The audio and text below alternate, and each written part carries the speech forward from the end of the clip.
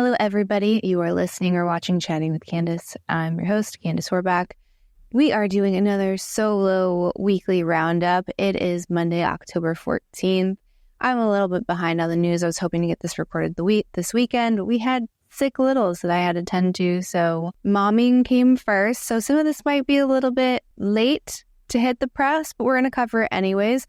We have Hurricane Milton. It has been a crazy hurricane season. Hurricane Milton barreled into the Atlantic Ocean on Thursday after plowing across Florida, where it knocked out power to more than 3 million customers and whipped up a barrage of tornadoes. One of my friends, Tuco, if you're watching, is sitting outside drinking his kombucha, flips the camera, and a massive tornado just across the field. He's just hanging out. Floridians are built different.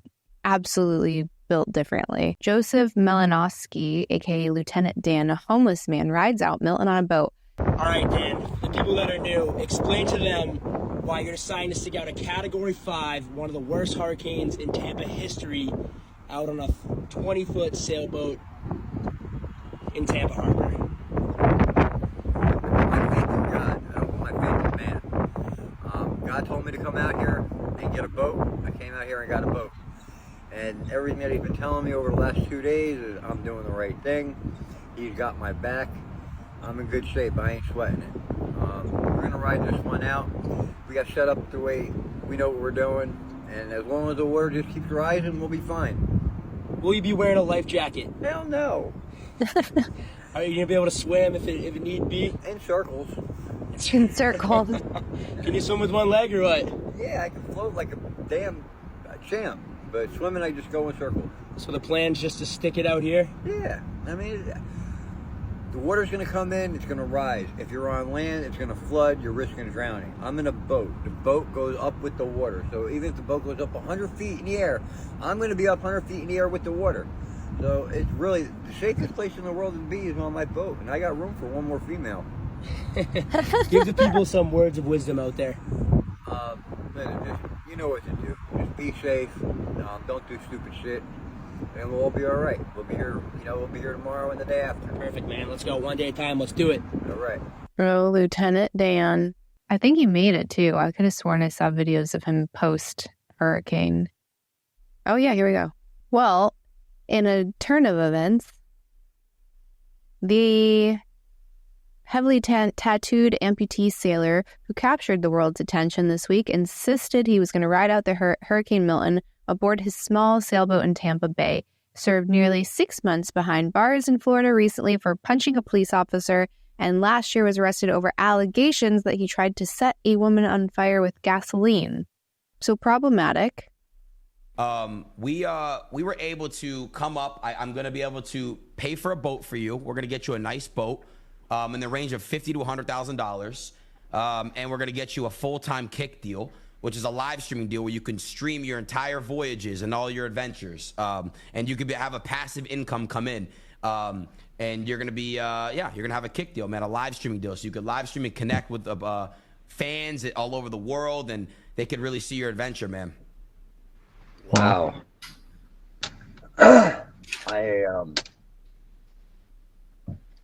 Thank you. It's going to be insane. I mean that from, I don't know what else to say other than thank you. And bless you all. That's my dream. That's my dream. And I had made a statement. It's really troublesome. So this guy, I guess, said he was going to give him a boat. I'm guessing he is going to rescind that offer. But in the comment section, there are some other accusations saying that he was also arrested for sexual assault and child abuse material. So maybe we do the good deeds for good people and not just because someone is catching a wave of 15-minute fame. Kamala Harris, easy interviews backfiring. 60 Minutes, you were basically handed the nomination. You were handed it, not even a basically. Was democracy best served by President Biden stepping down and basically handing you a nomination? You didn't have to go through a primary process. You didn't have to fight off other contenders. That's not really the way our system was intended to work. President Biden made a decision that I think history is going to show is rare among leaders, which was to put country before self. And I am proud to have earned the support of the vast majority of delegates and to have been elected the Democratic nominee.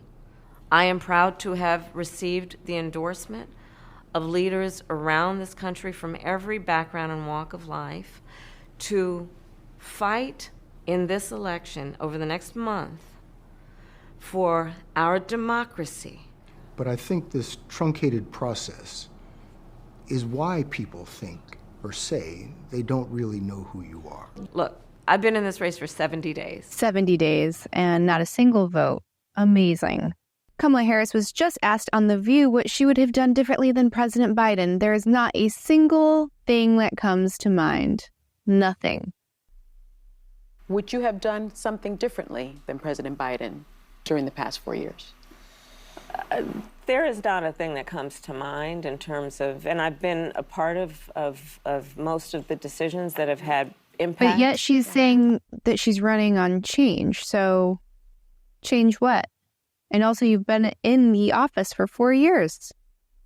You are a member of the President's administration. Under a Harris administration, what would the major changes be and what would stay the same? Sure. Well, I mean, I'm obviously not Joe Biden. I noticed. And so that would be one change in terms of, but also I think it's important to say with, 28 days to go, I'm not Donald Trump. And so when we think about the significance of what this next generation of leadership looks like, were I to be elected president, it is about, frankly, I love the American people, and I believe in our country. I love that it is our character and nature to be an ambitious people. We have aspirations, we have dreams, we have incredible work ethic, and I just believe that we can create and build upon the success we've achieved in a way that we continue to grow opportunity and in that way grow the strength of our nation. So for example, my economic policies, I think of it and I've named it as creating an opportunity economy. Would you have done something differently than President? My God, the whiplash is exhausting. Cringe warning. Harris having a dog shit beer with Colbert. I don't even know what this means. Here we go. When you first became the nominee and named Tim Walz as your vice president nominee, people were calling it the vibe election. All the vibes were all good. But elections, I think, are won on vibes because one of the old saws is they just want somebody they can have a beer with. So would you like to have a beer with me so I can tell people what that's like? Okay. Now, we asked ahead of time because I can't just be giving a drink to the Vice President of the United States without asking. You asked for Miller High Life. You asked Miller High Life. I'm just curious. Okay, the last time I had beer was at a baseball game with Doug. So cheers. Cheers. There you go.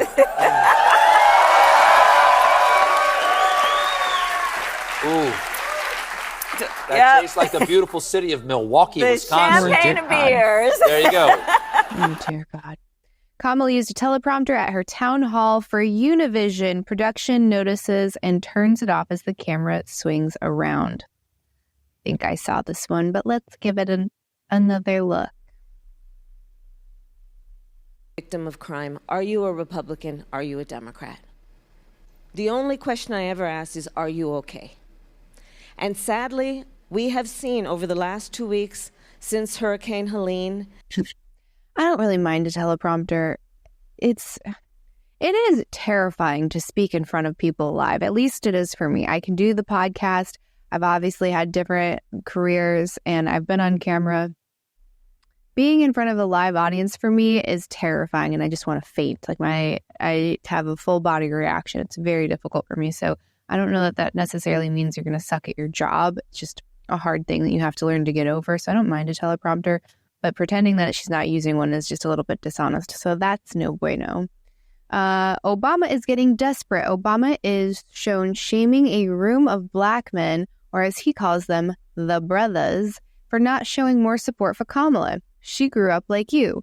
Well, she's mixed race, so it's just weird to heavily identify with one and then heavily identify with the other and just saying I'm an individual person and so are all of you, and your sex and your race and your religion and all of these things shouldn't automatically mean that you're a mindless puppet and you're just going to predictably cast a vote. But what do I know? Let's see what Obama's saying.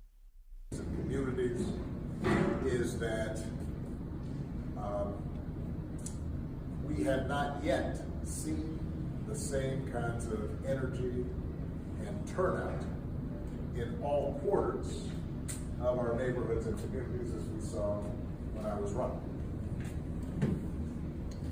Now, I also want to say that that seems to be more pronounced with the brothers. So if you don't mind, just for a second, I'm going to speak to y'all directly and say that when you have a choice that is this clear, when on the one hand you have somebody who grew up like you, knows you, went to college with you, understands the struggles and pain and joy that comes from those experiences. He's had to work harder and do more and overcome and achieves the second highest office. What's crazy is the victim mentality, yet she's running for president of the United States as the Democratic Party nominee. And we're pretending somehow that she has had such a terrible life and it has been so hard for her when she has literally done better than 99% of the population. So please spare me with that. That is just crazy to me. And then again, also just saying that you have to over-identify just because of your race is also sickening. And then when they change their accent in front of other people, how is that also not offensive? I don't understand. Does this work on people? Like when Kamala starts speaking with like a Mexican-American accent, English accent, I don't understand how that's not wildly offensive. And then also, where did Barack's charisma go? Normally, I remember him as being like the smoothest talker in any room, and he was really captivating. He seemed really low energy there. Maybe it's because he doesn't actually like Kamala, but he's just supposed to toe that line. I don't know. Not the Obama that I'm used to seeing, but also how offensive. Would you be offended? I'm offended. I'm offended. And he's not even talking to me. Elon Musk unveils new tech. Optimus robot by Tesla will be your new personal assistant for less than $30,000. Ooh, let's see. Mama might need one. A robot with arms and legs instead of a robot with wheels. And we've made a lot of progress with Optimus. And as you can see, we started up with someone in a robot suit, sort of down, and then we've progressed dramatically year after year. So if you extrapolate this, you're really going to have something spectacular, something that anyone could own. So you could have your own personal R2-D2 C-3PO. But fundamentally, at scale, the Optimus robot, you should be able to buy an Optimus robot for, I think, probably $20,000 to $30,000 long term. So, and what can it do? It'll basically do anything you want. So it can be a teacher, babysit your kids. It can walk your dog, mow your lawn, get the groceries, just be your friend, serve drinks, whatever you can think of, it will do. And yeah, it's going to be awesome. I think this will be the biggest product ever of any kind. Yeah. Because I think everyone, of the 8 billion people of Earth, I think everyone's going to want their Optimus buddy. And there's going to be maybe 2. And then they'll be producing products and services. I predict actually provided we address risks of digital superintelligence, 80% probability of good, a good outcome. Look on the bright side. The cup is 80% full. The cost of products and services will decline dramatically, and basically anyone will be able to have any products and services they want. One of the things we wanted to show tonight was that Optimus is not a canned video. It's not walled off. The Optimus robots will walk among you. Please be nice to the Optimus robots. So you'll be able to walk right up to them, and they'll serve drinks. They're going to take all of your jobs and take over the world. And you're going to pay $30,000 for them to do that. Conversation between Tesla, Optimus bot, and a human is the best thing you're going to see on the internet all day. Optimus. It's insane. It's even talking. Say hi to my friend John. John? Where's John? Right here. Oh, hello, John. How are you? How are you doing? That's crazy. I'm talking to a robot. From San Jose. Probably from where you were born in Silicon Valley. Wonderful. Where do you live in San Jose? Do you live in Almond Valley, or do you live in the Santa Teresa area? No, I live in Los Gatos. Los Gatos. Oh, wonderful. Very nice area. Where do you live? Beautiful hiking I hear out there. There is. Where do you live? I live in Palo Alto at the current moment. Figures. Yeah, this is awesome. That's where they train us. That's where we get our builds, and that's where we work with a wonderful group of people. What's the hardest thing about being a robot? Trying to learn how to be as human as you guys are. And that's something I try harder to do every day, and I hope that you will help us become that. Wow. Well, awesome. Nice to meet you, Optimus. What's crazy is the robot is much better at conversing like a human than the human was in that scenario. Cybercab is the new cab that drives itself. You can also own one. It will cost less than 20 cents a mile. Everything is automated. This is scary. Will be so low that you can think of it like individualized mass transit. The average cost of a bus per mile for a city, not the ticket price because that is subsidized, but the average price is about $1 a mile. Whereas the cost of Cybercab, we think probably over time, from the operating cost is probably going to be around 20 cents a mile. And price, including taxes and everything else, probably ends up being 30 or 40 cents a mile. So yes, and you will be able to buy one.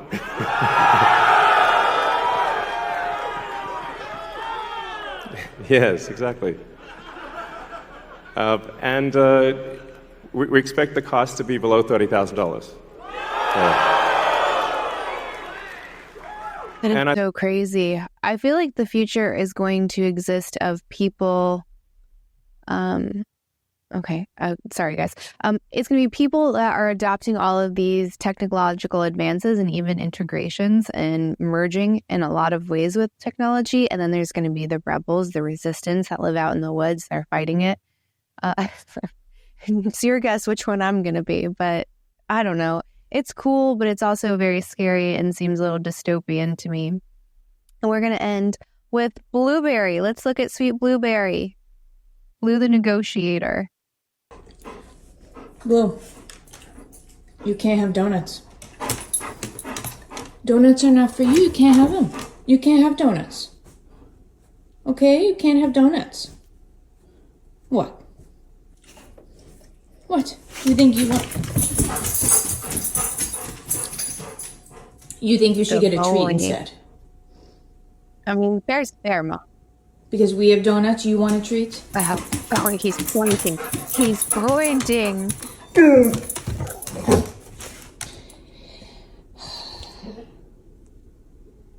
Fine. Oh my goodness. I need a farm. That's what I need. They say money doesn't make you happy, but I think a farm would do the trick. I can't get the laundry done, but I can certainly handle more living creatures that require me to be present and take care of them in order for them not to die. Definitely not biting off more than I can chew.